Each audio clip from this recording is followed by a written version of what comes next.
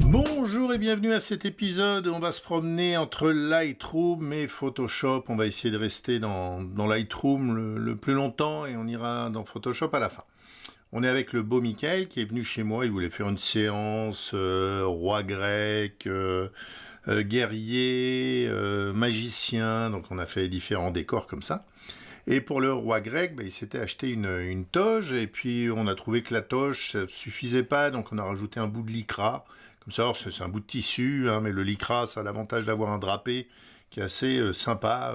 Alors pour information, c'est accroché avec une grosse pince derrière. On lui a mis un livre photo dans la main. Un livre photo pour les plus jeunes, c'est une sorte d'insta portable. On mettait nos photos dedans, comme ça on pouvait aller les voir. L'idée, c'est de transformer ça en tablette, mais pas un iPad, plutôt une tablette en marbre, avec des inscriptions grecques dessus. Un truc un peu ancien. Qu'est-ce qu'on voit sur cette photo? On voit qu'elle est un peu penchée, qu'éventuellement elle est cadrée un peu serrée. Ça pourrait être cadré un peu plus large. On voit qu'il y a un bout ici d'Octobox là-haut qui traîne. On voit qu'il y a un bout de trépied qui traîne là. On voit qu'il y a des plis de tissu là qui font un peu plus foncé. On voit ici qu'il y a une zone aussi. Ouais, le truc est un peu au bord de la toge là. On voit qu'il y a des plis sur la toge. Autant les plis là, les plis drapés sont jolis. Autant les plis de mal rangés, mal repassés, c'est moins joli. Et on voit également, si on est un peu observateur, qu'il y a un petit bout de pantalon ici qui traîne, qui fait pas très grec. Alors on va essayer de regarder tout ça et on va voir un peu comment on peut faire. Si on commence, alors déjà on va regarder la photo en elle-même, est-ce qu'elle serait pas un peu trop exposée, et si on baisse les blancs là, voilà, on récupère un peu de manche par là, les hautes lumières aussi, on peut en récupérer un peu, voilà, quelque chose comme ça. Là, ça brillait un peu trop par là. Là, que ça brille sur le livre, c'est pas étonnant, comme il est blanc, il reflète bien la lumière, mais de toute façon, ça, on ira le corriger après. Donc, je dirais, en post-traitement, là, j'ai quasiment fini.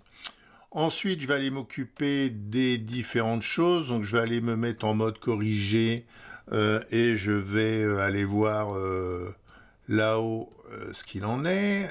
Ok, on va descendre un peu, pardon. On va descendre un peu, on va prendre cette zone ici, voilà. Et cette zone-là, on va aller la prendre à côté. Vous voyez, on aligne les petits traits qui sont là-haut. Voilà, celle-là, elle est corrigée. Ensuite, on va se déplacer un peu. Donc, les plis, on a différentes manières de les gérer. C'est-à-dire qu'on pourrait très bien les gérer de la même manière en mode corrigé.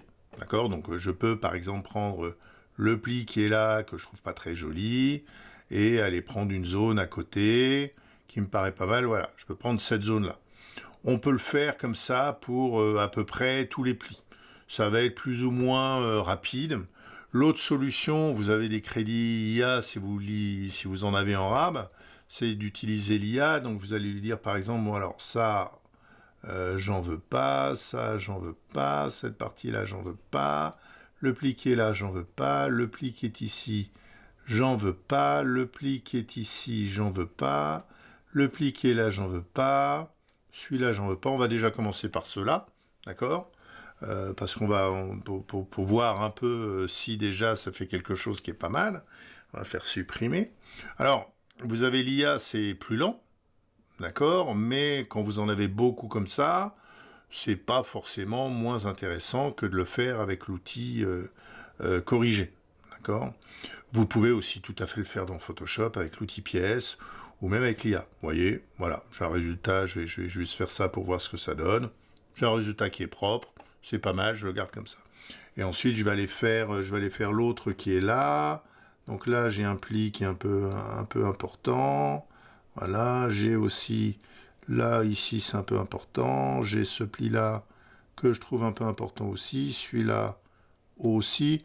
Celui-là, là au centre, me déplaît pas. Il y a celui-là qui est un peu important aussi. De toute façon, celui-là, on ira voir après. J'ai ça. J'ai ici. Voilà. Ici. J'ai le petit pli qui est là aussi. J'en ai un petit qui est là.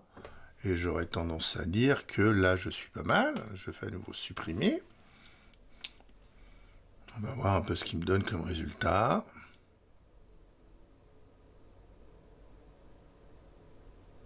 Alors c'est comme je dis, il faut attendre qu'il bosse.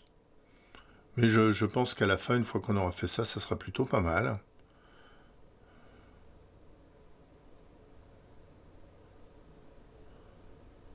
Alors, ça marche pas trop. Alors là, ça me plaît pas parce que j'ai encore un pli là. Ouais, celui-là, c'est pas mal. Ouais, c'est pas mal ça. C'est pas mal.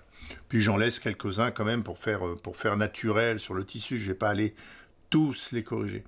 Ensuite, on a, si on dézoome, d'ailleurs, on va voir si je dézoome. Voilà, là, c'est pas mal. On en remarque encore un quand même. D'accord? On remarque encore, on va dire, celui-là, là, et celui-là qui se voit quand même pas mal. Donc là, je vais retourner ici et je vais me mettre en mode corrigé. Ceux-là, je vais les faire en mode corrigé. Voilà, celui-là, il est bien. Et celui-là, de la même manière là. Et celui-là, là. Et là, j'en ai peut-être un qui est un peu visible aussi. Voilà, là, j'aurais tendance à dire je suis pas mal. Je retourne au niveau de l'IA ici pour corriger cette petite partie-là. D'accord? Donc là, je lui dis, je ne veux pas voir le petit bout de pantalon. D'accord? Ça, c'est juste ce bout de pantalon. Après, c'est de l'ombre. D'accord?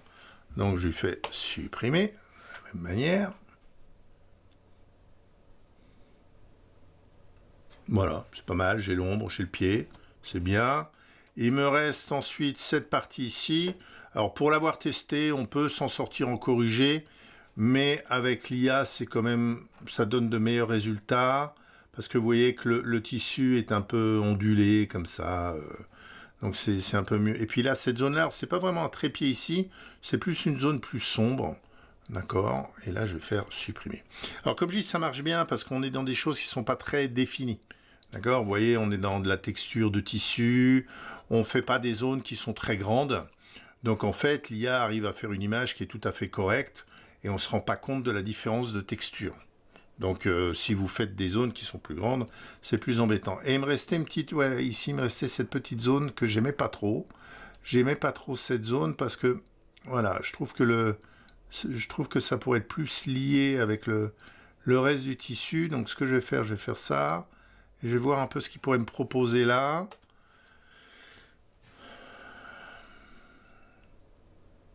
Petite zone, on va voir s'il arrive à me proposer. Ouais, je trouve ça plus sympa comme ça. Voilà, plus fermé. Et finalement, celle-là est pas mal. Allez, on va dézoomer un peu. Voilà, on est pas mal. On est bien. Donc maintenant, ce qu'on va essayer de faire, on va essayer de rajouter un peu du bord de partout. Et puis on va essayer de transformer cette tablette. Et donc pour faire ça, il va falloir aller plutôt dans Photoshop. C'est plutôt dans Photoshop qu'on va faire ça. Donc clic droit, modifier dans Photoshop, et on se retrouve dans Photoshop. Nous voilà dans Photoshop. Donc j'ai dit que c'était cadré un peu serré. Donc, je vais essayer de cadrer un peu plus large. Comment je vais faire ça? Il faut que je rajoute un peu de matière partout. Donc je vais faire par exemple image, taille de la zone de travail, je vais prendre par exemple 500 pixels de chaque côté, 500 pixels, parce que de toute façon ensuite je la recadrerai, donc je vais encore à nouveau perdre un peu, 500 pixels, très bien, voilà, vous voyez j'ai rajouté un peu ici de bord sur l'image. Maintenant ça je veux le remplir, tant qu'à faire. Donc ça, je peux prendre une sélection carrée, je peux aller un peu au bord là, voilà, on va aller au bord ici, très bien. C'est pas ça que je veux sélectionner, c'est l'inverse de ça, donc sélection ici, et je vais simplement faire intervertir, donc maintenant j'ai sélectionné tous les bords. Et ensuite ici, je peux faire par exemple, on va tester pour voir celui qui marche le mieux, édition remplir, ici, et contenu pris en compte. Ça, c'est la solution, on va dire, la plus simple. D'accord? Je vous déconseille d'utiliser l'IA pour faire ça, dans le sens où si vous utilisez l'IA, je vous rappelle que l'IA fait des images qui ne sont pas bien grandes. Donc on a vu que sur d'autres épisodes, que si on utilise des grandes zones avec l'IA, on n'a plus le même grain que le reste de l'image. Donc là, je vais lui dire plutôt, essaye de t'inspirer de ce qu'il y a déjà et essaye de faire quelque chose. Ok. Il s'inspire et il me fait quelque chose. J'aurais tendance à dire, alors je vais faire CTRL D. En haut, c'est nickel. Ici, celui-là est discutable. Là, il y a un petit truc qui est discutable aussi. Et en bas, on est pas mal. Là, on est bien fouillis comme avant. Éventuellement là, un petit point discutable et peut-être là, un petit point discutable. Donc, on va zoomer. Alors, j'utilise pas les menus de ma tablette. Je pourrais, hein, mais c'est pour qu'on reste dans de l'artisanal et que vous puissiez le reproduire. Donc là, je prends l'outil pièce, par exemple, vous voyez, l'outil pièce, voilà. Je vais virer cette zone-là qui m'allait pas trop. Là, c'est vraiment sympa. On a juste peut-être éventuellement, voilà, vous voyez, là, on a un petit trait qui est peut-être un peu brusque, qu'on va aller chercher à côté. Voilà, c'est mieux. Et là, en fin de compte, il s'est inspiré de cette zone ici, là. D'accord? Donc là, on va aussi aller prendre cette zone-là et on va aller chercher un peu à côté, voir ce qu'on pourrait faire. C'est pas mal, et éventuellement ça. Voilà. Donc là, ça devient difficile de dire que c'est une zone rajoutée. Ici, on est plutôt pas mal aussi. C'est difficile de dire que c'est une zone rajoutée. Là, si, vous voyez, ici, là, on voit que c'est pas très propre, tout ce qu'il a fait là. D'accord? Donc là, on a différentes solutions. Une des solutions, c'est peut-être éventuellement de ne plus prendre du tout les traits là, ou alors d'aller copier la zone qui est à côté. D'accord? C'est-à-dire que là, on va prendre par exemple un tampon et on va aller copier la zone qui est à côté, on va la mettre par là. Ça, c'est quelque chose qui pourrait être pas mal. Donc on va prendre un tampon de duplication, on va le rendre plus grand.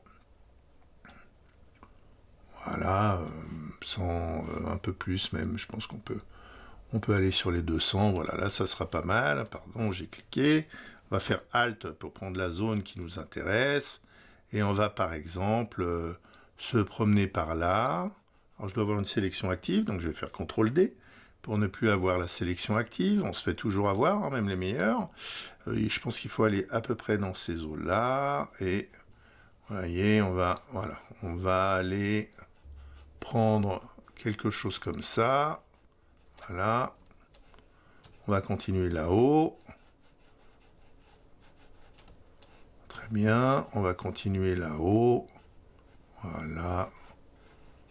Voilà. Et là, on a quelque chose qui est assez acceptable. Il nous reste, après, si je reprends l'outil pièce, il nous reste ça. On voit qu'il y a une recopie de texture.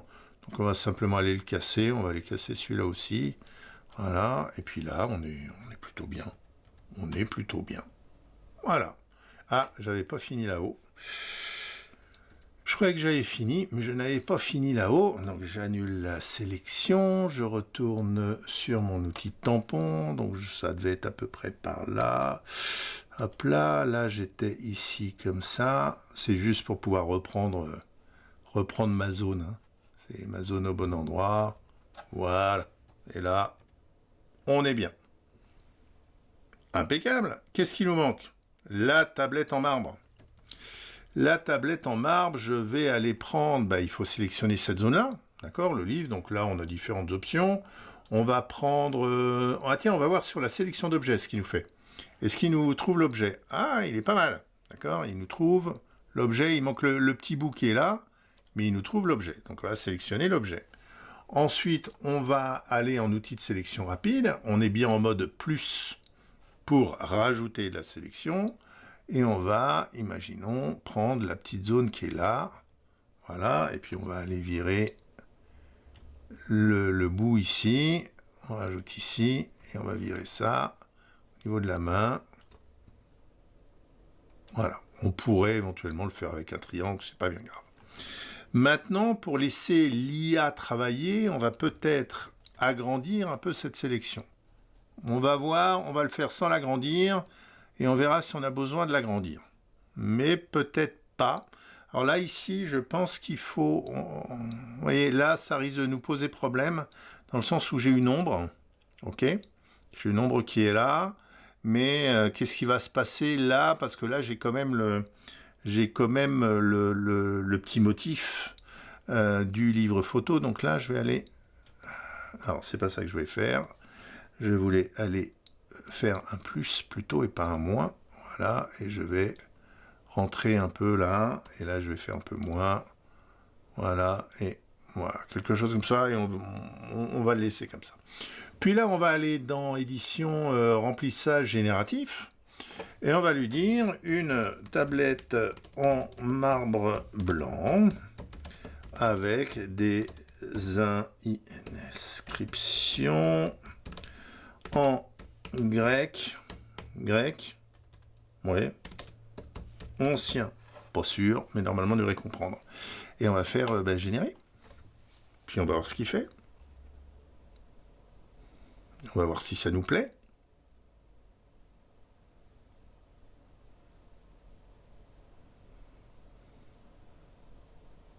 Voilà, on a une tablette avec du grec ancien. On va voir si mon... Alors, c'est ici les propriétés, donc on va aller voir un peu ce qu'il me propose. Donc ça, c'est la première. La deuxième, un peu plus grande. La troisième, j'aime bien la troisième. La troisième me plaît bien. Voilà. Bon, ben on va sauver ça.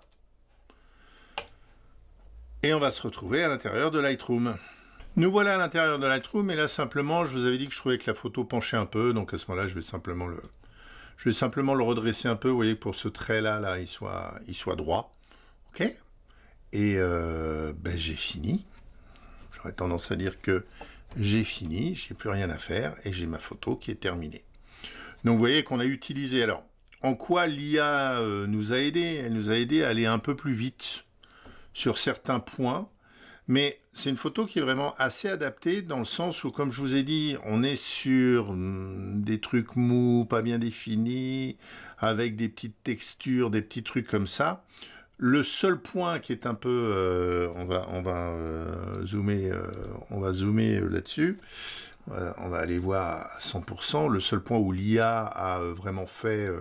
plus de boulot intéressant, c'est évidemment sur la partie tablette. Alors, les Grecs me diront que c'est pas du grec, hein, c'est le problème des IA. Hein. Dès que vous demandez des caractères, c'est un peu n'importe quoi. Mais voilà, ça fait le truc. Ça fait le truc. C'est une photo à la fin qui est assez sympa.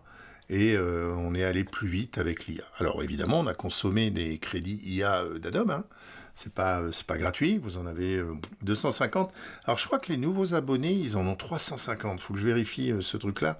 Ceux qui sont passés de l'abonnement mensuel à l'abonnement annuel. Mais à vérifier. J'ai vu ça passer sur un forum, mais j'ai pas encore vérifié la chose. Donc voilà, c'était l'histoire de cette photo et en quoi les outils modernes peuvent nous permettre d'aller beaucoup plus vite qu'avant. Donc faut pas hésiter à les utiliser. C'est de la triche ou pas, vous connaissez mon point de vue, ça m'est complètement égal. Voilà, passez une bonne journée, bonne soirée, suivant le moment où vous regardez cette vidéo, et on se retrouve pour la prochaine. Au revoir.